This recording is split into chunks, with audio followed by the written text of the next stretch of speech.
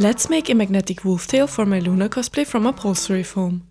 All you need to build this yourself is a pair of scissors, bobbins and fabric clips, a permanent marker, contact cement, 2 to 3 mm thick EVA foam, upholstery foam in 70 mm thickness, super glue, a sheet of thermoplastic, neodymium magnets, shapewear panties or thick jersey to sew one, and fake fur in your choice of colors.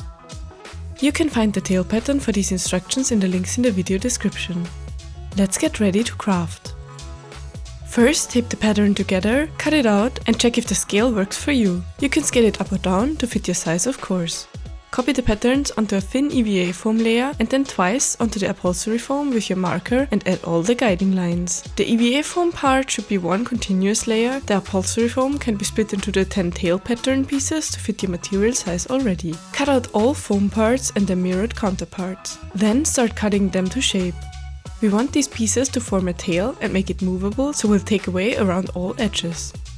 Do that with all the upholstery foam pieces. I then tested how it will move. After that, I glued all upholstery foam pieces to the EVA foam base, first on one side, then on the other. Please wear a mask while gluing. Looking good so far.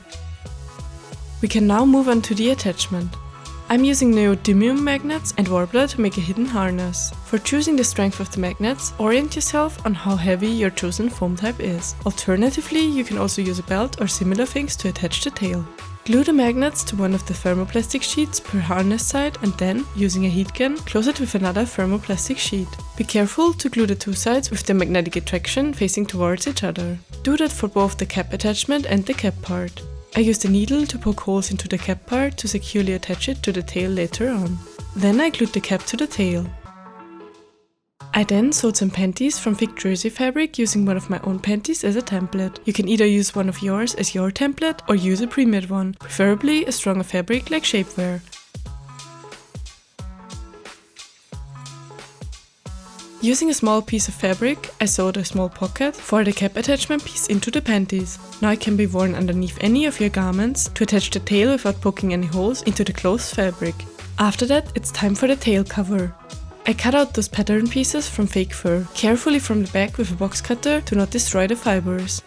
Then I pinned them together carefully on the mirrored sides. As you can see, the fur is already pieced together because my fabric wasn't long enough to cut them out in the first place. Now the fur pieces can be sewn to each other.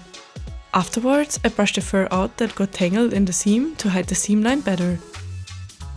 This is the time to pin the rest of the open seams to each other, leaving open a bigger hole in the top to stuff the tail in. We'll close that one afterwards. After sewing where it was pinned, the fur cover can be turned around, brushed out, and the tail can be stuffed inside.